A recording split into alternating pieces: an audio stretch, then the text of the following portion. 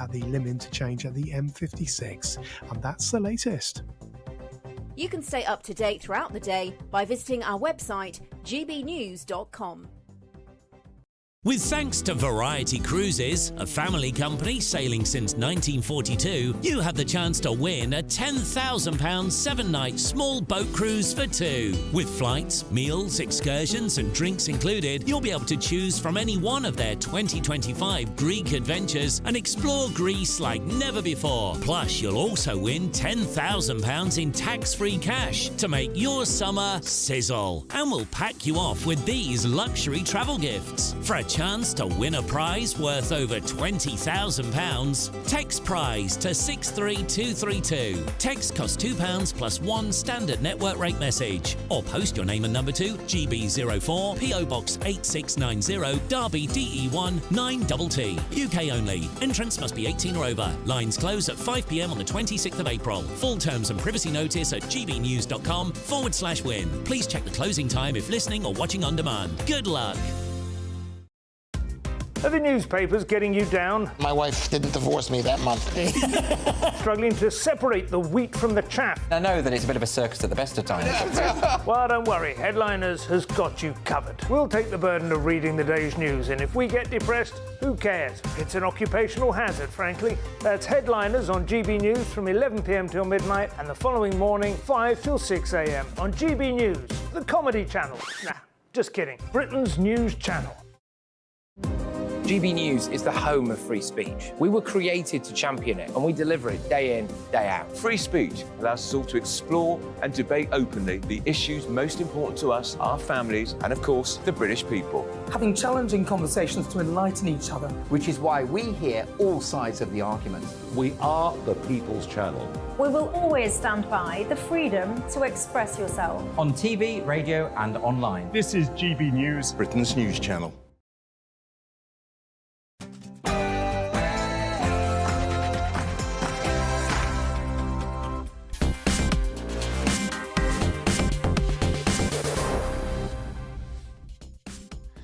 Good evening. Did Rishi Sunak say he might consider leaving the ECHR? We will examine that very closely. I'm joined by Steve Gallant, hero of the London Bridge terror attacks, who talks to us about rapid Islamisation in Britain's prisons and what it could mean for our community. And I'm joined on Talking Pints by celebrity hairdresser Nicky Clark. And I wonder what he's going to recommend for me. I wonder. I haven't changed my hair in 50 years. We'll have to see. But before all of that, let's get the news with Polly Middlehurst.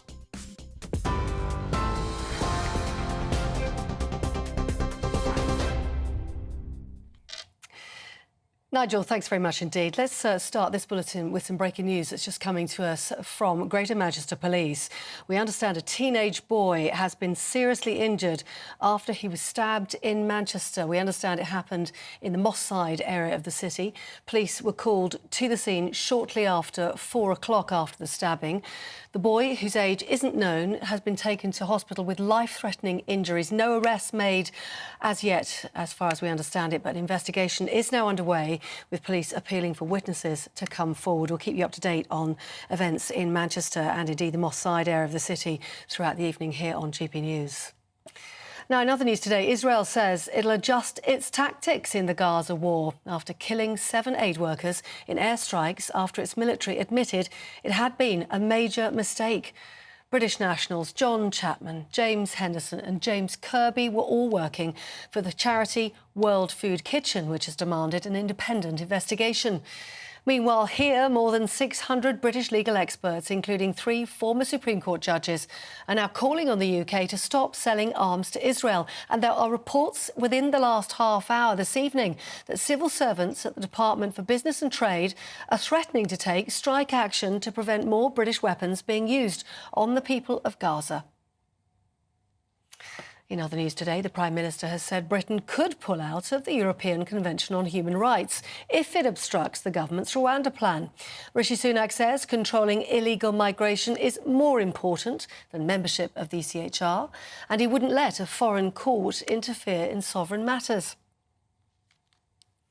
And the other main story on GB News today, the mastermind of an armed robbery in Yorkshire 19 years ago that ended up in the death of a police officer has been found guilty of her murder. If you're watching on television, footage has been released showing the two police officers as they responded to the emergency call arriving at the scene of the armed robbery in 2005. 38-year-old Sharon Beshanivsky died after she interrupted that raid, which took place at a travel agent's in Bradford.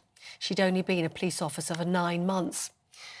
Piran Ditta Khan flew to Pakistan 2 months after that murder and remained at large until he was arrested by police in 2020. Judges have been advised to consider more lenient sentences for offenders from deprived or difficult backgrounds.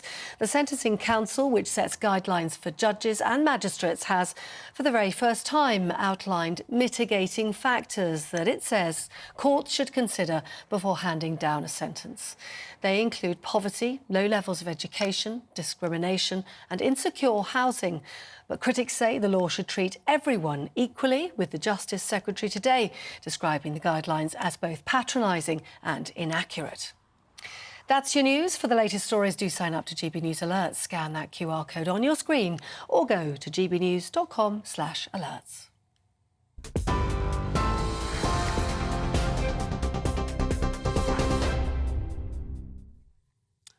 Well, I missed you all last night. Yes, there was a clip at the very top of the show, but it was my 60th birthday and there was a little party being held down in Canary Wharf, and I was really touched and really honoured to get this video message. Very special happy birthday to my friend Nigel, and a very happy 60th birthday. You look great, Nigel. I tell you, I was just with you and you look great. You have truly been a pivotal voice all over the world, in the United Kingdom and beyond, and everybody's lucky to have you. You're a real champion, and you've championed the cause of defending freedom, reclaiming sovereignty, protecting our borders, and standing up to the corruption of the globalists who want to destroy your country and our country. Already you've earned your place in history, and you really are. You're a historic figure as a prophetic leader, and I know that the people of the UK are grateful for your patriotism and service. In fact, I look very much forward to watching what your next move is going to be, Nigel. It's going to be an interesting one. But you're not done yet, and hopefully the best is yet to come. So, Nigel, enjoy this day, and congratulations on a truly remarkable 60 years on Earth. Your achievements have been incredible. Happy birthday. Wow. I was really, really touched that he took the time to do that. So, yeah, I had a great evening. It's very nice for him to say that I'm looking great. Not so sure that I've been feeling great for the whole of today, but we're OK now. Whilst all this was going on last night, Rishi Sunak was being interviewed by Harry Cole, the political editor of The Sun newspaper. Have a look at what he had to say about his Rwanda bill and the European Court of Human Rights. I believe that our scheme, including the Rwanda part of it, all our plans to tackle illegal migration. Let me just answer the question, Harry. I believe that our plans are compliant with all our international obligations, including the ECHR. But I believe that border security and controlling illegal migration is more important than our membership of any foreign court. Well, there you are. It sounded really good, didn't it? But did he actually mean it? Would he seriously consider us saying to the European Court of Human Rights, we can't put up with this. We can't have you stopping planes going to Rwanda, as you did a year ago. We're actually going to leave. Did he actually mean it? Well, I tell you what, I was absolutely certain as soon as I heard about this that what he was doing was telling an audience what they wanted to hear, that he didn't mean it for one little bit. Well, this afternoon, we sought clarification on this, and GB News' political editor, Christopher Hope, asked this question of Number 10, Downing Street. And he asked, and he said, GB News are reporting that Rishi Sunak would consider leaving the ECHR. And the response was, no, only if the planes were stopped from going, then we would consider the option of leaving. Well, let's just think about those words one more time. Is he saying he just wants to look at it, or is he saying he really intends to do something? He's saying if it came to it and the ECHR was the block on the Rwanda scheme, we would consider leaving. Yes. So we would consider leaving. Not we will leave, not we will give the British people a referendum. I don't believe a single word of it. I haven't believed a single word Sunak or any of his predecessors have said on stopping illegal immigration. I'll ask you, what do you think? Does Sunak actually mean it? Love to get your thoughts. Farage at gbnews.com. I'm joined down the line by Martin Howe, QC barrister, specialist in European Union law, and somebody who has become, after a period as chairman of Lawyers for Britain, but someone who's become, I think, increasingly disenchanted with the Conservative Party and with their statements. You saw what he had to say, Martin, on The Sun yesterday. He didn't really mean it, did he? I think, I mean, I agree with you. I think that this was what our American friends would call a complete nothing burger. If he was, you know, that the European Convention on Human Rights has been causing disastrous problems with our ability to control our borders and prevent illegal migration for years. He has had 18 months as Prime Minister. It was evident when he became Prime Minister that it was impossible within the context of the ECHR and its very activist court to maintain control of our borders. And he's done absolutely nothing about it. Indeed, the only thing he's actually done was to sack Suella Braverman because she wanted to get serious about the immigration problem. I think my assessment is that he has not the slightest intention of doing anything serious to stop the boats, despite all his protestations. He will not do what is necessary. He ordered his whips to get the amendments to his Rwanda bill that might have made it more effective voted down and resulted in a bill which will be completely ineffective and I think is a piece of performance art.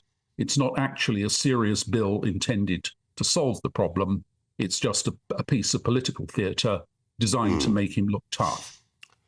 It's also worth remembering there are quite large numbers in his own party who believe that membership of the ECHR is the right thing for us. And they point out that Churchill, over 70 years ago, was one of its biggest advocates. What would you say to that, Martin Howe?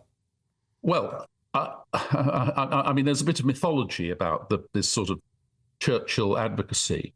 But, of course, what we have to remember is the European Convention on Human Rights, if you actually read the text, is pretty unobjectionable. It contains a series of rights that almost everyone across the political spectrum would endorse. But the problem has been not the convention itself, but this Court of Human Rights at Strasbourg that spent, the last 70 years since the convention was adopted, creating whole new doctrines and changing the meaning of the original convention.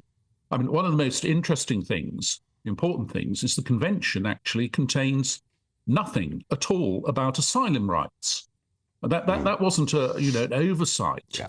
That was deliberate, because in fact the subject of asylum was meant to be dealt with by a parallel convention called the Geneva Refugees Convention. But what's happened is the Strasbourg Court has created a whole series of doctrines which has gummed up, completely gummed up the works when it comes to trying to deport illegal entrants from the UK. Well, that's certainly how it looks to me. Martin Howe, KC, thank you again for joining us on this programme.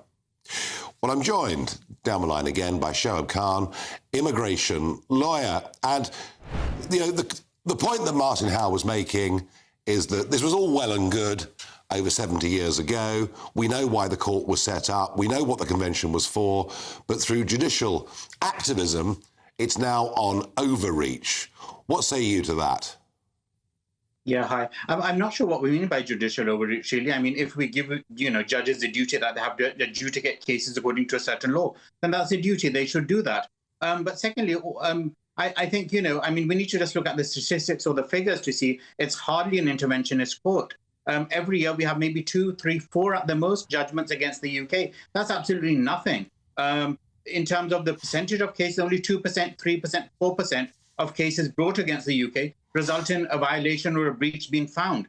So I think, if anything, the court isn't interventionist at all.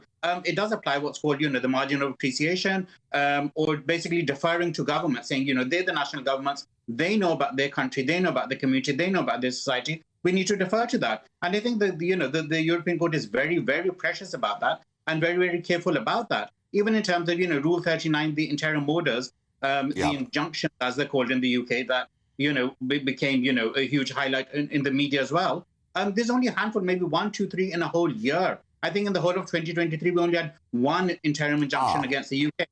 And that was about, yes. But here's the point. The Rwanda bill is very much the centrepiece of what the government wants to do, wants to show the electorate that we have the ability to send planes to Rwanda. And it was an unnamed judge from that court at 10 o'clock at night that stopped the plane from going. That's the point here, isn't it? Well, it is, but good for the judge, because look what happened. Look at the chronology that we now know. The High Court at the time, the UK High Court, found the bill to be lawful. Obviously, those people then went to the ECHR, who stopped it and said, until the Supreme Court has had its last word, the flights will not be allowed to go. And the Supreme Court found it to be unlawful. If those people had actually been flown over, we would have had to bring them back. The UK Supreme Court, and not relying on the ECHR, relying on the Refugee Convention, found that it would have been unlawful for those people to have been flown. So, thank you to the ECHR judge. Our High Court judge was wrong at that time, on that day. The ECHR was right. And our Supreme Court proved that. So, of course, good. Just imagine the hassle and the money. If we had flown over all those asylum seekers there, they had spent a year in Rwanda, and then we had to spend money bringing them all back. So we need to thank the ECHR for that. Yeah. So what you're really saying is that people can just illegally pay, young men from all over the world who destroy their identity documents can just illegally come into Britain in unlimited numbers, and there's absolutely nothing we can do. No, what I'm saying is the government needs to act lawfully. The Supreme Court, the UK Supreme Court, found that the Rwanda bill, as it was at the time, was unlawful. And look at what Parliament did. Instead of actually doing something on the ground or making any changes, they, waved a magic wand. Rwanda is hereby declared safe. Sorry, but that's absolutely ridiculous. That's such a childish, immature thing to do. The point is, you liaise with Rwanda, you liaise with the courts, you work collaboratively with the parties, you try to make it safe. You bring those guarantees before the Supreme Court again. You don't just ignore the Supreme Court decision, reverse it in Parliament. What's the point of the Supreme Court then? Every time it declares something the government doesn't want, then Parliament next day issues an order saying, so I think that's completely ridiculous. It just shows that the government, even the government isn't claiming that it's compliant with the ECHR. They failed to make that declaration in Parliament.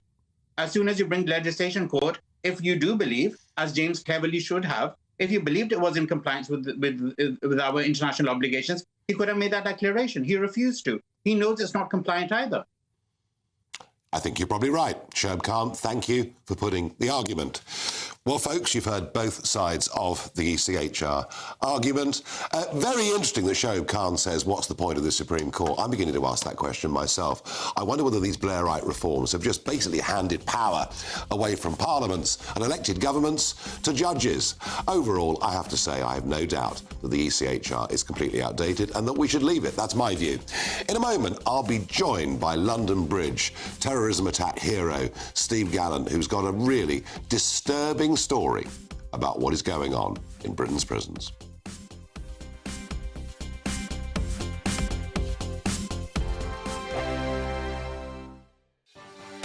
Martin Daubney, weekdays from 3 p.m. Danny, there's an irony here, isn't there? And that is this. On the one hand, the BBC expect older viewers to cough up more, and yet every opinion poll in the land shows us, Danny, that older people are the least satisfied with the service they get. Well, the BBC don't give a damn about older people because, as I discovered when I was binned for being 50 and white from the BBC in the Midlands to diversify the lineup, they're after a younger audience because the longevity of the institution, that's the BBC, Martin, relies on the next generation of licence fee payers. And this is quite important, and it's a great point that you've raised.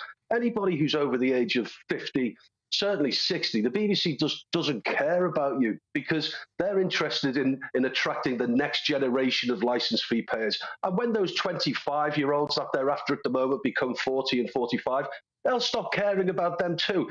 Otherwise, the BBC just won't exist. It relies on new blood, if you like, when it comes to the licence fee. So that's a great point. They just don't care about middle-aged people.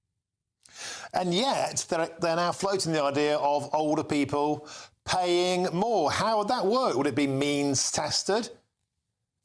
I know if ever you wanted to satisfy your curiosity that the BBC had a socialist agenda, it's the fact that they want the proletariat to pay more, to not pay, and the bourgeoisie to pick up the bill. This is classic Marxism for you. I know we're treating this lightly, Martin, but how would they means test you? Are you going to have to provide evidence of your bank account? And of course, people's financial situation, they change. You know, people's finances are fluid. So one year you may be what they class as wealthy, and then the next year you're not. So it's a situation that I find just impossible. How it's going to work, I just don't know. It's something that I just don't feel happy about. Every Sunday from 11, join Michael Portillo. There'll be topical discussion, looking at the week before and the week to come. So kick back and relax at 11 a.m. on Sundays on GB News with me, Michael Portillo. GB News, the People's Channel, Britain's news channel. Your weekend starts here with Friday Night Live with me, Mark Dolan, 8 till 9 on GB News. Big stories, big guests and big laughs as we get you ready for a cracking weekend. That's Friday Night Live with Mark Dolan. Fridays 8 till 9 on GB News. Bring your own drinks. The admission's free. I'm Andrew Doyle. Join me at 7 o'clock every Sunday night for Free Speech Nation, the show where I tackle the week's biggest stories in politics and current affairs with the help of my 2 comedian panellists and a variety of special guests. Free Speech Nation, Sunday nights from 7 on GB News, the People's Channel, Britain's news channel.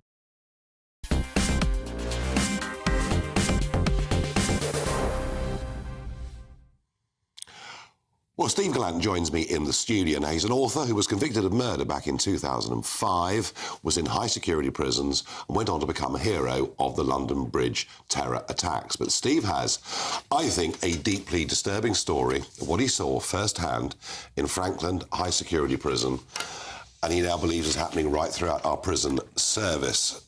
Steve, there were rival gangs inside this prison, Islamist gangs against other gangs. Yeah, well, you could say non-Muslim, predominantly white groups of people. Yeah, so, I mean, as a lot of people know, I spent a very long time in prison. But one of the first prisons I went to was HMP Frankland, which was relatively quiet at the time until we had an influx of people being convicted of terrorist-related offences. At first, some of the prisoners were there, took an offence to their presence, and they set about sort of attacking them and stuff like that. And then sort of very light tit-for-tat skirmishes started off, but then more started to influx into the prisons.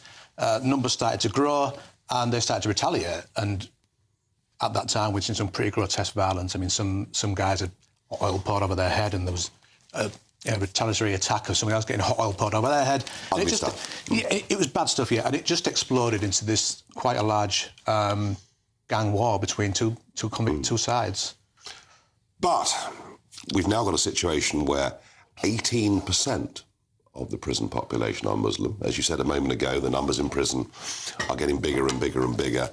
And the move towards a quite extreme form of Islam is there too, isn't it? Yeah, I mean, my concern is that, look, everyone has a right to convert to anything they want. We have a free society, but from what I saw in the prison system was people weren't converting because suddenly they become pious. I saw people converting because some of them were scared, some were coerced into that. Some thought, well, this is the most powerful gang and this is where I can get protection, and so they joined it. So it was, in my opinion, for the wrong reasons. And when I look at those figures now, I wonder to what extent, how many of those people have converted for that reason. Well, 20% of the Muslim population are white Christian prisoners originally who have converted in prison. Are they taking over? Are these groups... I mean, there's even talk in some prisons of them having their own Sharia courts. Yeah, well, I mean, look, I've never come across that because it's a very funny, dynamic place, is the prison system, and things are hidden behind closed doors. You can go behind your cell door with a group of people and do what you want, for example. I hear about that stuff myself, but I've seen a lot of people being bullied, being influenced, and some people, coerced into conversions. No doubt about that. What are the authorities doing? What are the prison governors doing? What are the prison officers doing? Or are they scared of being called racist if they act? It seemed there's a lot of timidity going on. I mean, in one prison I was in Cat B called H&P Gartree.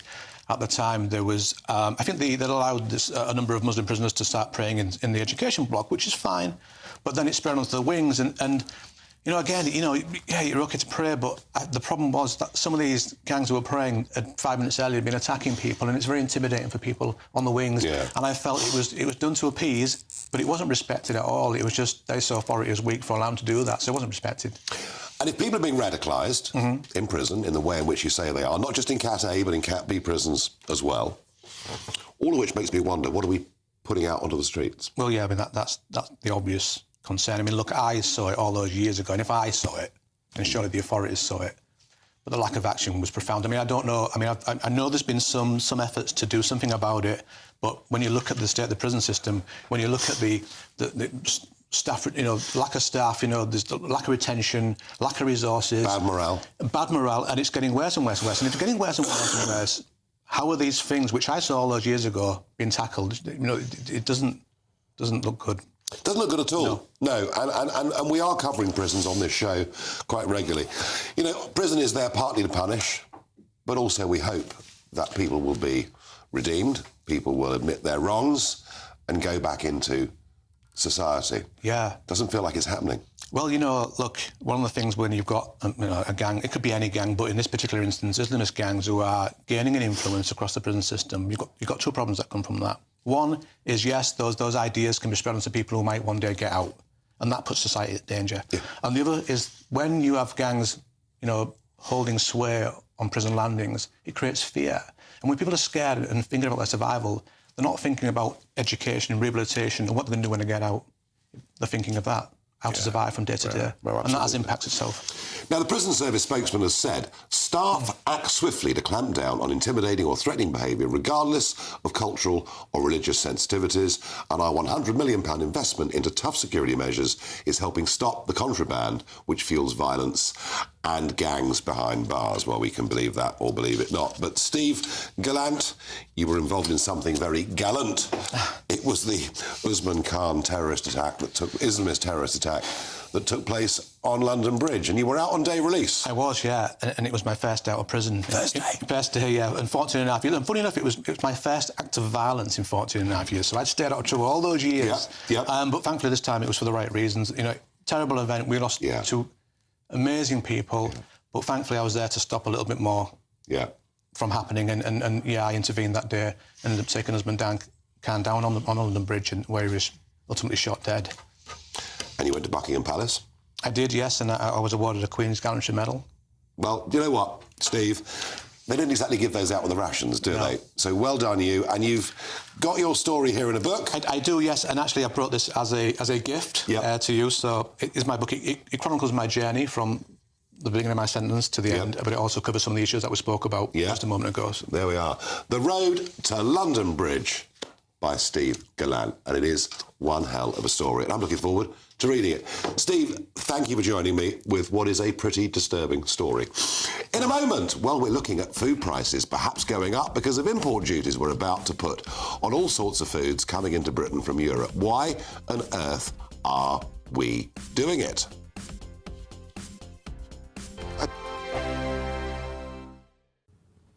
Hello again. It's a wet night for many of us, with spells of rain crossing the country, staying cold in the north, and as those spells of rain move north, we'll see some hill snow across parts of Scotland. But low pressure well and truly in charge at the moment. One low departing into the North Sea, the next low coming along for tonight, another low on the way for the weekend. That's been named Storm Kathleen by Met Éireann because the strongest winds will be across Ireland. But it will be a windy night tonight with outbreaks of heavy and persistent rain, particularly for western hills of Britain at first and then into Scotland by dawn. That rain through the central belt could cause some issues, and above 250 metres we're going to see some snow building up north of the central belt, and so that could affect some higher routes of central Scotland during the morning, up to 10 centimetres in places. But that does peter out through the morning, and by the afternoon some brighter spells emerge, especially across parts of England and Wales, where there'll also be some heavy showers, and it will stay blustery, although the wind coming from the south will lead to temperatures of 18 Celsius or so across parts of the southeast.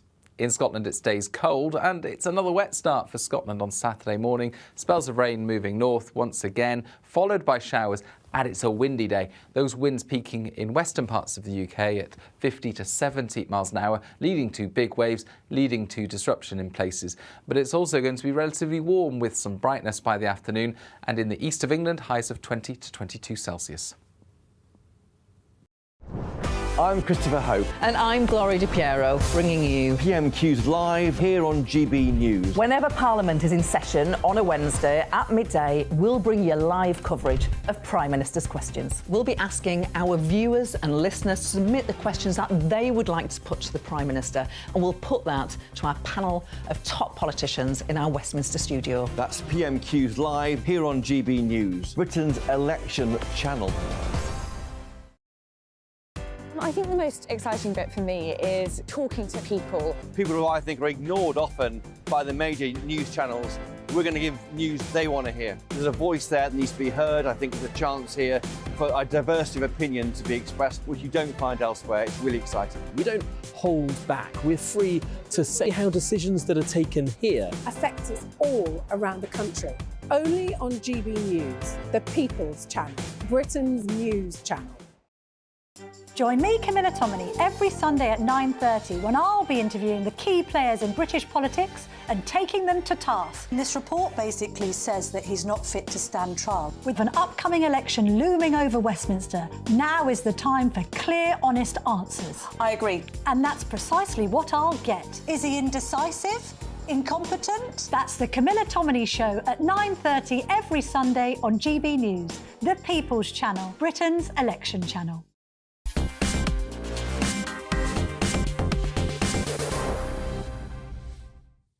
So Rishi Sunak hints we might leave the ECHR. Did he really mean it? Some of your responses. Russ says, no, he does not mean it. If he was serious about illegal immigrants, he would turn the boats around and dump them back on French soil. Well, that would upset the French, that's for sure. Phil says, Nigel, if it's that easy, just do it. Don't rely on the next round of legal decisions because we know they will block it. It's playing to the audience which don't believe him. And John finally says, Sunak is just telling us what he thinks we want to hear. He has no intention of doing anything about it. Same old story. And I have to say, that was very much the view of Martin Howe and very much my view as well. Now, we've been talking ever since Brexit about what would happen to foods coming into this country from Europe. And we're talking cheese and we're talking yoghurt and many other things. And we're on the verge, in fact, the 30th of April, for some taxes to be imposed on those imports. This threat has been postponed about 5 times already. Why is it happening now? And do we really need to do it? I'm joined by Catherine Barnard, Professor of EU Law at the University of Cambridge. Catherine, thank you for joining me on the show. So time and again, we've just said we're not going to put these taxes on. We're going to kick the can down the road. Why are we doing it now? And what would it mean for consumers? We're doing it now because we probably should have done it on the 1st of January 2021, i.e. when Brexit occurred. But in fact, we weren't ready and it's taken us a long time to get ready. And as you said, we've delayed it 5 times. What you're seeing is charges, common user charges, if you want the technical term, and they're going to be levied in order to cover the cost of what's called biosecurity for goods coming in to the UK from the EU, but also from elsewhere across the globe via Dover. OK, I get the argument about biosecurity. You know, we could be taking in food or plants from parts of the world where we have genuine risks. When it comes to French brie, for argument's sake, which we have been importing in very large quantities for a huge period of time, very often from the same producers and the same transporters, there is something known globally as the trusted trader scheme. So if the brie is coming from central France through a firm that we know, why on earth is there now a bigger biosecurity risk than there was when we were members of the European Union? Well, this is one of the consequences of Brexit. We've left the single market, we've left the customs union, and so we've got to secure our own borders.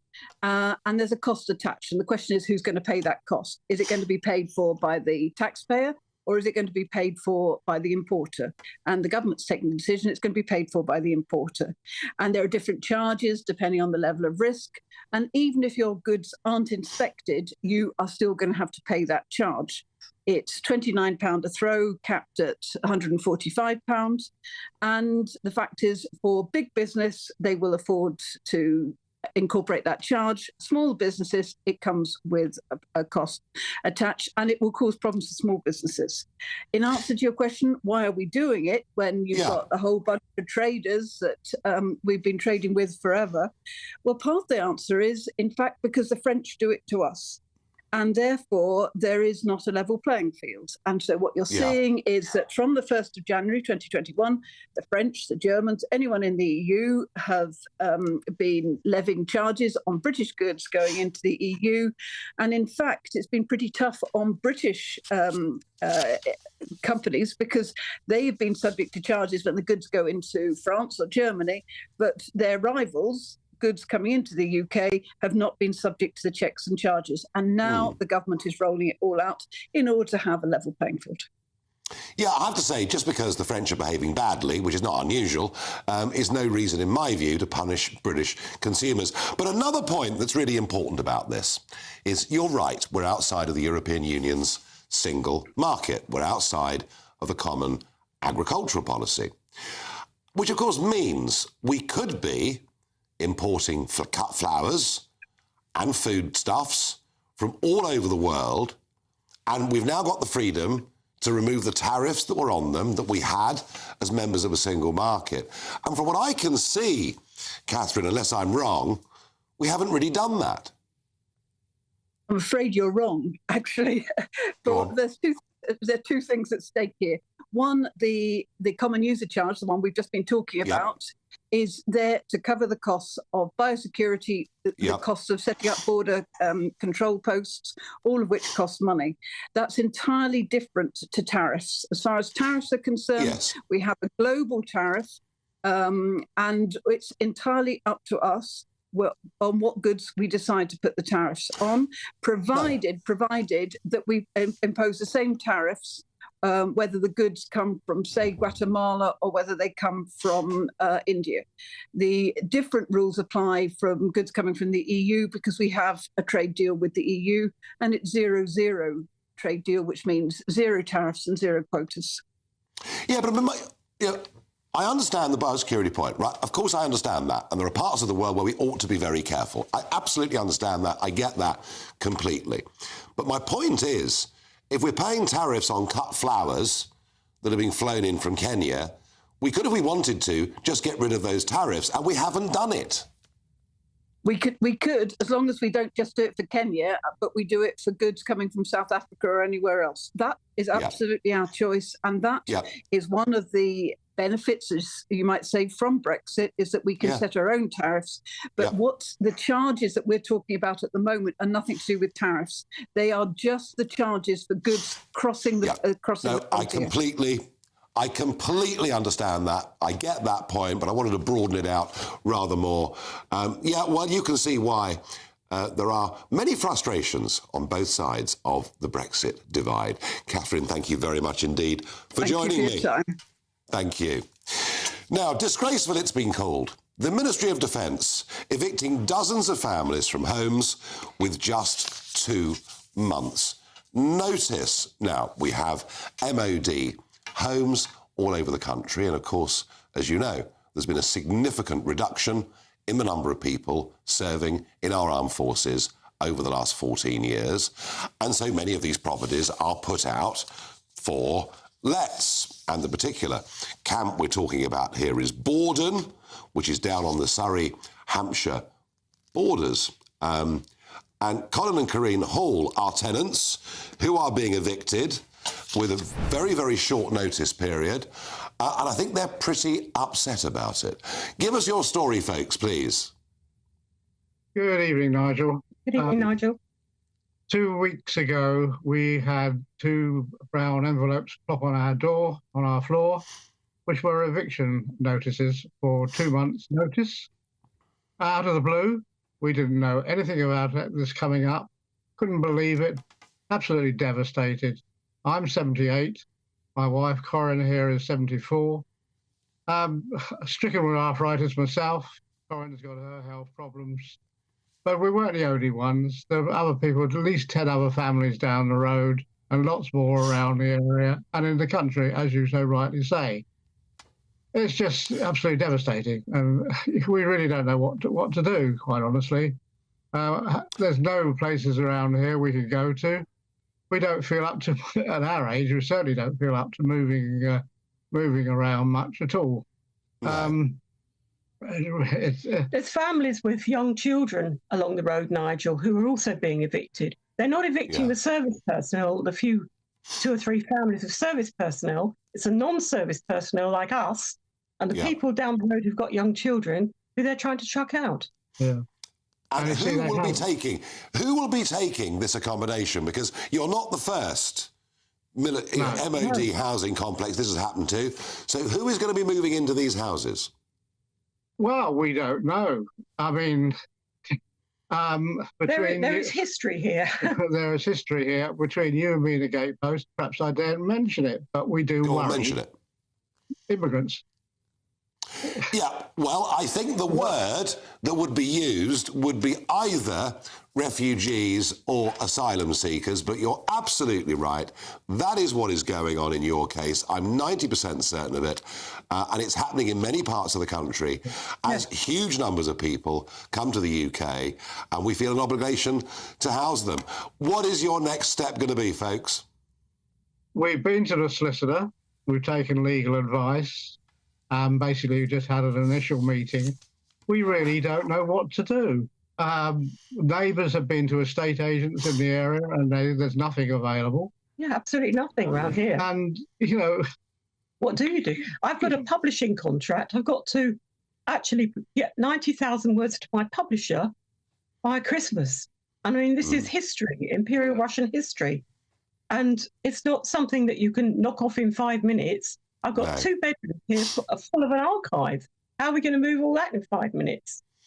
You know, Colin and Corinne, I absolutely understand your frustration and you're upset, and I feel even sorrier for those down the road with young kids, because what a nightmare they're facing. Yeah, I mean, that's tragic for them as well. Yeah, awful. But thank you. Right. But thank you for coming on and sharing. No, I get it. Thank you for coming on and sharing your story with us. Now, the Ministry of Defence, a spokesperson has said, civilian tenants who rent homes that are temporarily not required for service personnel sign up to 2 months' notice to vacate. Sublets are always offered on a short-term basis only and cannot be considered as an alternate source of social housing. Well, it's all well and good to say that, isn't it? But actually, these are people paying rents out of their own money, and I understand their frustration. Now, got to tell you, I'd never heard of a celebrity hairdresser until the mid-1990s when a bloke called Nicky Clark came along, and he seems to be around many decades later, and he has done the hair of some of the most famous people in the world. We'll ask him about his career, how he became a celebrity hairdresser, and what his recommendation for me would be. On Patrick Christie's tonight, 9 till 11 p.m, far-left radical groups are merging. We have a GB News exclusive on an unholy alliance about to wreak havoc on Britain's streets. The Argentinian president is pledging to take over the Falkland Islands. We go live to the Falkland Islands. Plus, you believe Rishi Sunak when he says nothing is more important to him than protecting our borders? The Reform MP, Lee Anderson, gives his damning verdict. Don't miss Patrick Christie's tonight, 9 till 11 p.m. Be there. I'm Mark Dolan, and this is GB News, the People's Channel, Britain's news channel. Mark Dolan tonight, weekends from 9 p.m. We've got a problem in this country, and it smells like you-know-what, because it is you-know-what. It's all throughout our waterways. They're absolutely full of it. You'd think in the 6th richest nation you could manage basic sanitation, but in 2024 in the UK, you'd be wrong. And it's so bad that this weekend's boat race was affected by the amount of E. coli in the Thames. I know what you're thinking. When will these kids who go to Oxford and Cambridge universities get a break in life? But it is an embarrassment. We can't hold an event on our rivers now. The rowers were given safety advice before the race that they should avoid getting any splashed water in their mouths during a rowing race. You might as well tell them to try not to rush.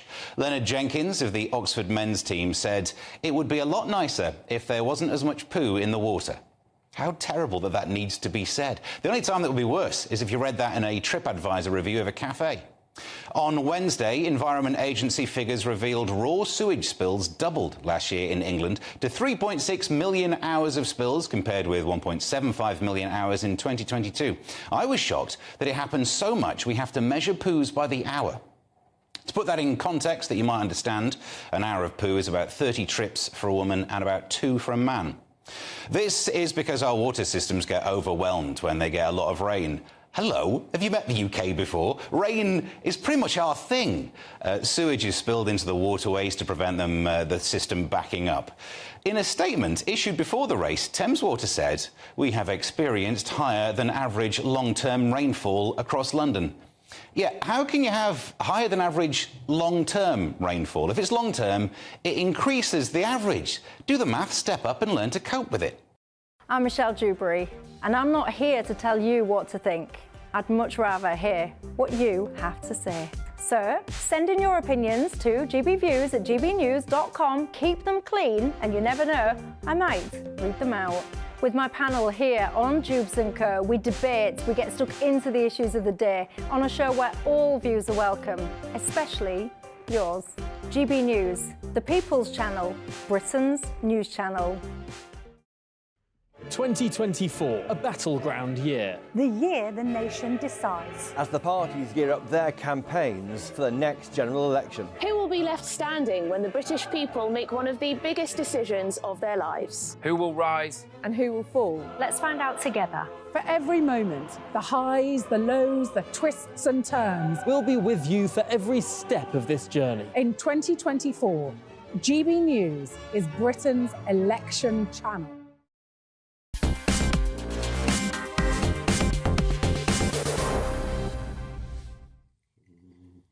Well, I first heard the term celebrity hairdresser in the mid-1990s. I think it was with reference to Lady Diana. I thought, what on earth is a celebrity hairdresser? Well, he's here in the studio with me, and it's Nicky Clark. Nicky, welcome. Cheers. To Talking Pints. Now, your background, Old Kent Road, Elephant and Castle. Yeah. Big family. Yeah, I mean, and not a lot of money. No, not a lot of money, but actually you don't really know any different. You know, the fact is, when I say to people we had no bathroom and you go to the public baths and, you know, they just think, oh my God, what is that all about? I mean, but actually we didn't see it like that at all. I mean, it was a great place real sense of community. I mean, there were, I think, 4 or 5 members of our family in that street. You know, my mother was a Greek war bride, so they sort of came back, and you know, my father was very, you know, dashing in his sergeant major uniform. Not quite so dashing when he took the uniform off. According to my mother, it's like, what happened to the glamour there? However, you know, it was, you know, 6 children, you know, small 2-bedroom place. I mean, a lounge that, you know, was kind of tiny. And I remember when they rehoused us in the Haygate estate, which of course they pulled down recently as well. And we thought we were moving to a palace. I mean, it was like we had a 17-foot lounge and we had a bathroom. But you mentioned that sense of community. That not everyone got on, obviously, but people looked out for each other. Elderly neighbours were looked after. Absolutely, yeah. All that kind of thing. You had common interests. And I think there was a kind of a Mediterranean side to that as well, because my mother came from that side, you know, a big family. And I think there is that sense of community. And, I mean, it isn't just in Mediterranean. I mean, you see it in, you know, the Jewish community, the Middle Eastern community. You see it in lots of different, where family is kind of key. And I think that's really kind of what we sort of try and, you know, continue, really. I mean, certainly with, you know, children and stuff like that, you know, Sunday lunches were always, you know, the big thing. Yeah, really. If you go down the Old Kent Road today... Very different.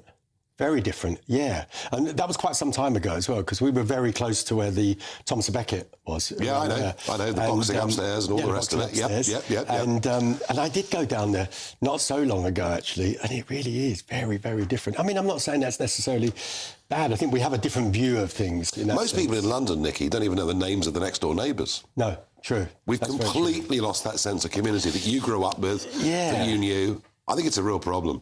Yeah, I mean, I have to say sometimes I'm a bit guilty of it where I am now as well. You live in big houses, and I do see my neighbours, but, it's not quite the same as it was back. Now, I guess from that background, you're a teenager, you want to become a hairdresser. Yeah, that must have been quite a difficult call. Yeah, that one was a really good call. My dad went, oh, God, what? I mean, it was just very funny. And certainly from the point of view of, this was the early 70s. And so it wasn't really the choice of that most people would do. No, but you did. Why? I don't know, actually. I mean, I went to a grammar school and I didn't do as well in the final exams, and I was kind of forced into sort of leaving. And you suddenly go, no idea what to do here, really. Yeah. But the idea of doing something in fashion, and I really I know that I was given some really good advice actually by somebody that said, just start at the bottom. Don't necessarily go to college or whatever. Not that there may not be anything wrong with those, but just start at the bottom. Go to the best place you can and start sweeping the floor. I wonder whether a few more kids today should follow that. Because I wonder that if you're really academic, then uni is the place you should go. But if you're not, I wonder what you're just wasting 3 years of your life, aren't you? I don't know. I mean, I've got a very strange view because my sister was the only one of us that went to university. In fact, I found out not so long ago she was the first person to get a first-class honours degree in this country. A woman, first woman to get brilliant. But I don't know. Both my children did, and they're in finance. My older children. Who knows what the 4 and the 6-year-old It's some and some, isn't it? Yeah. Now, you and Leslie set up your own business. Yeah. You borrow 20 grand from the bank. Yeah. You're probably terrified when you start, aren't you? Do you know what? You probably don't know it, but there was a scene in the movie Shampoo where and Judy Christie and Warren Beatty, he goes to the bank manager and the bank manager says, what have you got? What kind of collateral have you got? And he says, I've got heads. Which is a great line, but it was very, very similar. When I left where I was before at John Frieda, I had all the press on me, and it was a bit like kind of this madness going on. So we had all this tons of publicity. So we actually go into the bank and, Leslie did this wonderful business plan, and they sort of said, well, what have you got? And just like this, and just open it. And it wasn't sort of small things. It was like front page of the Times. It was two half pages in the Financial Times. I mean, what's that all about? But I guess when you're doing the hair of Princess Diana and David Bowie and all these, were you the first celebrity hairdresser? Well, I think the thing is, when it was coined, it was referring to the celebrities, not me. Yeah. So I think it kind of changed afterwards. I think a lot of hairdressers quite like the idea that they were now celebrities. Well, massively successful business. You've done incredibly well. 30 great years. Yeah. But the pandemic, a disaster for you. Well, I mean, it was in the sense that the salon that we had that was in Mayfair was never really about making money. It was always about it being this wonderful showpiece. Yeah. So, of course, when you have a situation where it's not making it at all, you sort of have to go, this isn't really right for me. I mean, that's not where I made my money. It was always on products and stuff like that. But I liked being in the salon. I liked being around people. But, as soon as it becomes a thing where it doesn't work, then it doesn't work. It's simple as that. You've had some great successes in your life. You've had some ups and downs, personally, as people do. The thing I don't understand, Nicky, is how somebody is naturally very bright, very ambitious, pushing, wanting to get on. How does someone like you finish up on heroin? Oh, God. I mean... How? Well, I mean, it was a very, very long time ago, and it was for a very, very short period. Yeah. And I'm almost... I'm not almost. I'm utterly ashamed that just went down that road. I mean, but, it makes me feel peer pressure, is it? I don't know. I think just the people that were around me, and it was just that thing. But, it wasn't like, it wasn't that whole kind of junkie scene. And I know that when it came out, actually by accident, I mean, it was me that did it, but it was almost that thing, oh, God, I mean, I don't really want to be the poster boy for this. I mean, so it was like 35 years ago. But you can't help it. Well, I can help it because actually you're the first person to say it. But there you go. I apologise. But yes, it struck me as being very, even people who are very, very successful have elements of their lives that don't go perhaps quite the way they should. Yeah, I mean, in the rehab centres that were, the kind of the AA and NA centres. I mean, you just go to Chelsea and it's like when their rock bottom was when the Porsche had to go. But it's all the same. Yeah. Mine was not that at all. Now, for me to book an appointment with you, it's going to cost me 350 quid. I've had the same hairstyle for 50 years. What do you think I should do? Come on, tell me, what should I do? Do I need a new modern look? The thing is, there's always stuff that you can do, and you would be surprised. It is the guys that actually are really much more particular than you think. I mean, certainly through, lockdown, people were saying things like, "Oh God, the women must be like kind of, tearing their hair." No, it's the guys. Really? Because, well, you think about it. I mean, most people, yourself included. I mean, are going to have sort of the sort of middle range thing. If it's very, very short and you just kind of cut it off, that's fine. If it's long, it just gets a bit longer. But most people don't fit into that. So they start to look very, very odd. It's not like they can turn it, tight back or whatever. So actually I did more kind of teaching people how to cope with that. And actually, it really, that was the sort of the thing of trying to get, and it was always the men. It wasn't the... Interesting. And still I say the same thing. I mean, I remember doing a thing for the Sunday Times some ages ago, and they sent a male reporter. And I always think, am I going to be able to do my magic as much on a man? I mean, this guy was like obsessed with his... I mean, it was great. It was great because it was a great article, but I think he was more interested in his own hair, I think. But again, I think people were surprised sometimes. It's almost like you shouldn't be that bothered. Right, well, I'll tell you what, I'm going to give it some very, very serious thought. Thanks for coming on and sharing your life experience. Amazing stuff you've done. And now, what do? Visit people's homes, or do they come to you somewhere? No, I mean, the product company is the main part of the business. I still do 2 days a week because I just can't give up hair. I mean, there's no way. I mean, I'm going to be, very old by the time or when somebody says they don't want me anymore. But it's hugely busy. So I'm at my brother's salon. I've still got a salon in Birmingham. I suspect, Nicky Clark, you've got many more years to I would hope so. Thank you for joining us. Thank you very much indeed. Jacob, what have you got coming up on your show tonight? Are you ready for a new hairstyle? I've not only had the same hairstyle for many, many years, I've had the same barber for many years, and he's now well into his 80s, wonderful man, who kept my father in good order before me, so I'm just sort of hoping to carry on that way. But what we're going to be talking about, we're going to be talking about these crazy checks we're going to put on food coming in from the European Union, which is perfectly safe. Why are we doing it? Well, whilst I was Minister for Brexit Opportunities, I stopped it, and for some reason the government wants to make food more expensive, and this is mad. Yes. Well, Jacob, I have to say I agree with that completely and utterly. And even if the French are making things tough for us, we don't need to behave... That's right. We should recognise the virtues of free trade, and we should make it easier to get goods from other countries, not harder to get them from the EU. Well, it's the end of my working day and, in fact, working week here at GB News. Back with you at 7 o'clock on Monday. Let's have a look with Aidan McGibbon at the weather. Looks like things are heating up. Boxed boilers, sponsors of weather on GB News. Hello again. It's a wet night for many of us, with spells of rain crossing the country, staying cold in the north, and as those spells of rain move north, well, we'll see some hill snow across parts of Scotland. But low pressure well and truly in charge at the moment. One low departing into the North Sea, the next low coming along for tonight, another low on the way for the weekend. That's been named Storm Kathleen by Met Éireann, because the strongest winds will be across Ireland. But it will be a windy night tonight, with outbreaks of heavy and persistent rain, particularly for western hills of Britain at first, and then into Scotland by dawn. That rain through the central belt could cause some issues, and above 250 metres we're going to see some snow building up north of the central belt, and so that could affect some higher routes of central Scotland during the morning, up to 10 centimetres in places. But that does peter out through the morning, and by the afternoon some brighter spells emerge, especially across parts of England and Wales, where there'll also be some heavy showers, and it will stay blustery, although the wind coming from the south will lead to temperatures of 18 Celsius or so across parts of the southeast. In Scotland it stays cold, and it's another wet start for Scotland on Saturday morning. Spells of rain moving north once again, followed by showers, and it's a windy day. Those winds peaking in western parts of the UK at 50 to 70 miles an hour, leading to big waves, leading to disruption in places.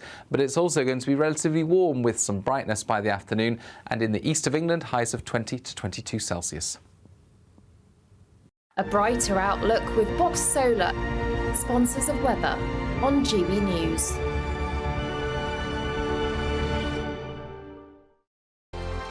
You could win our biggest prize giveaway so far. First, there's an incredible £10,000 in tax-free cash to spend however you like. Plus, courtesy of Variety Cruises, a bespoke 7-night small boat cruise for two worth £10,000. With flights, meals, excursions and drinks included, your next holiday could be on us. Choose any one of their 2025 Greek adventures and find your home at sea. We'll also send you packing with these luxury travel gifts. For a chance to win a prize worth over £20,000, text prize to 63232.